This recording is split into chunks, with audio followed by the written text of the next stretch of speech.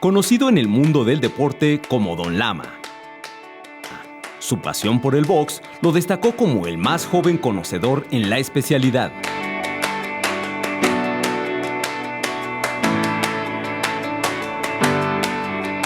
Su primer acercamiento al box se da a los 10 años de edad. Sus inicios como comentarista los hacía practicando en un gimnasio. Ha compartido pantalla con personalidades como Mike Tyson, Julio César Chávez, Don King, José Sulaimán y Mohamed Ali. Dice que el boxeo es la más descarnada representación del drama de la vida.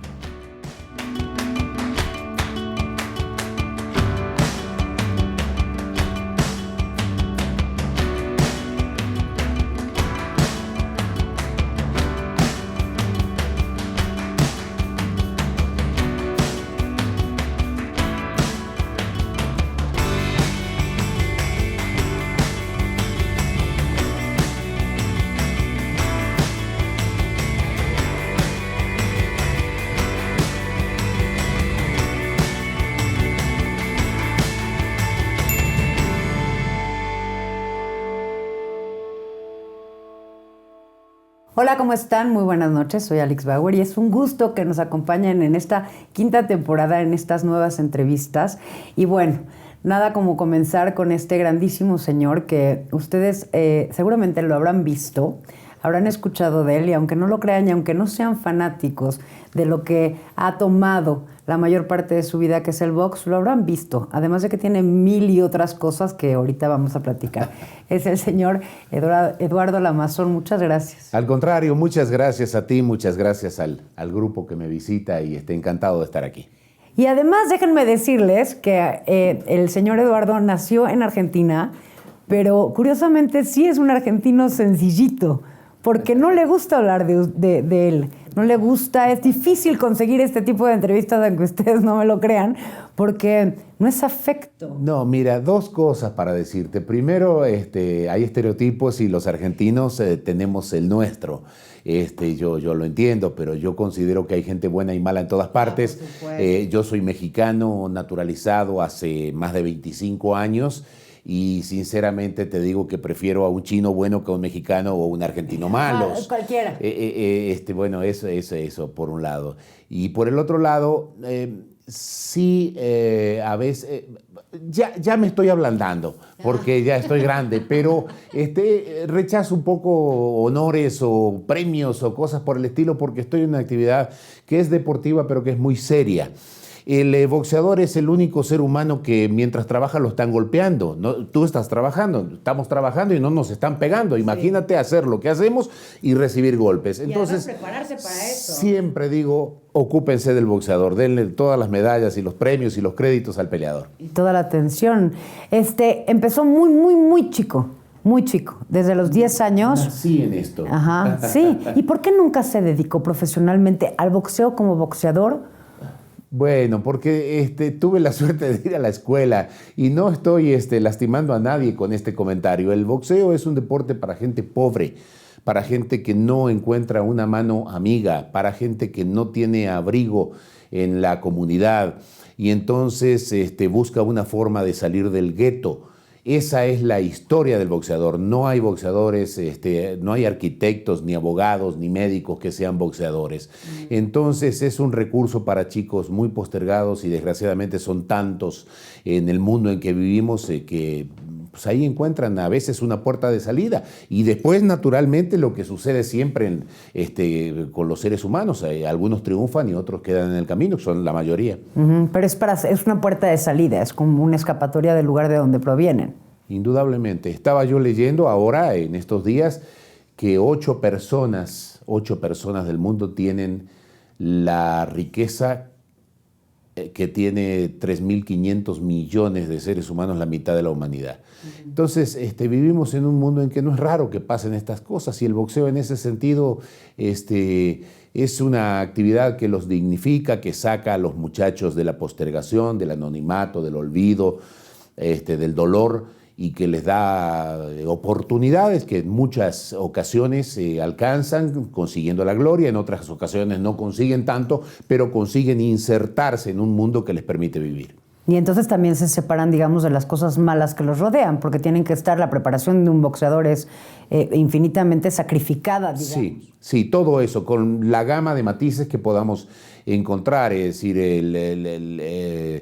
hay mucha gente que se dedica a esto, no todos triunfan, pero van encontrando un camino y sí, por supuesto, encuentran un destino. Pero es una carrera muy corta, ¿no? Las de los deportistas en general. El boxeador pelea típicamente desde que debuta puede ser a los 15, 16 años, puede ser a los 18, hasta los 32, 33, bien, algunos se estiran un poquito más.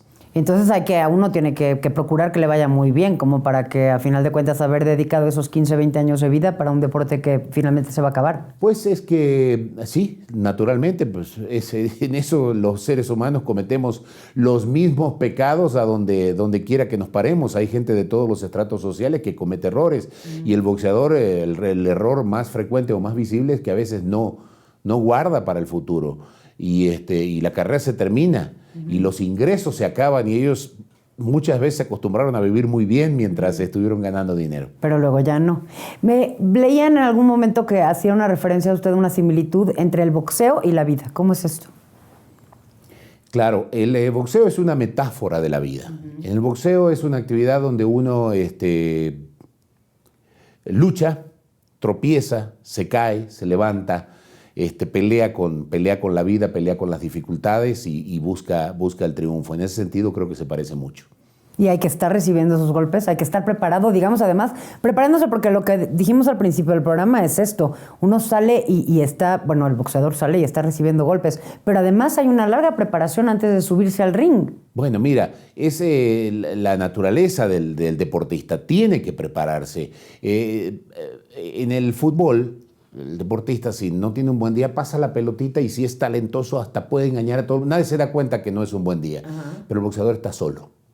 El boxeador está solo, no tiene a quién pasarle su responsabilidad o el peso de lo que está enfrentando, se las tiene que arreglar solo. Cuando llegan mal preparados pagan un precio muy caro, que no solamente es la derrota, sino que a veces es una actividad muy peligrosa porque está recibiendo golpes y los golpes no son vitaminas. Sí, y además quién sabe también dónde reciben el golpe, y hay varios boxeadores que han perdido la vida o que han quedado mal, ¿no?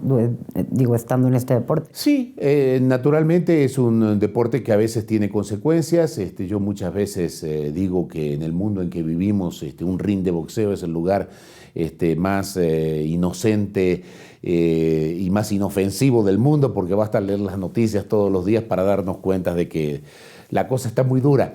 Tiene alguna cuota de riesgo, pero mira, yo voy al boxeo desde que tenía 10 años de edad, tengo 61. Hace más de 50 años que veo boxeo y nunca, cuando voy al estadio, siento que voy a ver un asesinato. Sí. No lo he sentido nunca, sino yo no estaría en esta actividad. Me gusta la paz, me gustan las buenas causas, me gustan una serie de cosas que tienen que ver más con la paz que con la violencia. Simplemente es un deporte. Los que han boxeado hace 50 años, hasta hoy, los conozco a todos. Y nunca un boxeador me dijo: me duele la inflamación. Bueno, se tomará un antiinflamatorio y se le quita en 2 días, pero el que no puede boxear y no tiene esa habilidad y es postergado como el puede boxear, pues también sufre el estrés, la desesperación de no tener y de querer y de no salir y del anonimato y de cuántas cosas le pasan a la gente olvidada. Ajá. Y hablamos ya del boxeador como profesión, pero ¿y qué pasa con el público? ¿Cuál es la idea que tiene de la gente que es muy fanática, como tú, del box? Y miles y miles y millones de personas que se ponen alrededor de un cuadrilátero a ver cómo 2 personas se dan a golpes. No me hagas preguntas difíciles. No, bueno, después pues es que mira, tantos años tú tienes razón. La gente va a exorcizar sus fantasmas y va a lo mejor a gritarle a los boxeadores o al referee lo que no puede gritar en casa. Todas esas cosas que pasan también en el fútbol y en otras actividades. Yo eso lo reconozco, pero es la naturaleza humana que nos hace competir y que nos hace friccionar y que nos hace pelear desde que el hombre está sobre la faz de la tierra. Y entonces ya todos estos años, además, narrando todos los partidos, digo, no partidos, ¿cómo se dice? Las peleas de boxeo. Pero también tiene muchas otras aficiones, que era lo que estaba yo comentando al principio, que son muchas cosas, porque todo el mundo lo conoce como, bueno, dentro del Consejo. ¿Cuántos años fueron en el Consejo, presidente del Consejo? Yo estuve como secretario del Consejo, secretario ejecutivo de don José Suleimán, él era el presidente, 24 años. Por eso me vine de Argentina, porque él me invitó a trabajar con él. Era año 1979 cuando me vine y yo era un niño. Y en México estaba la oficina más importante del mundo, que es el Consejo Mundial de Boxeo, y don José Suleimán. Yo le escribía cartas y me encontré con una persona, le escribía cartas a mucha gente, pero bueno, don José Suleimán contestaba todas las cartas que recibían, que eran muchas.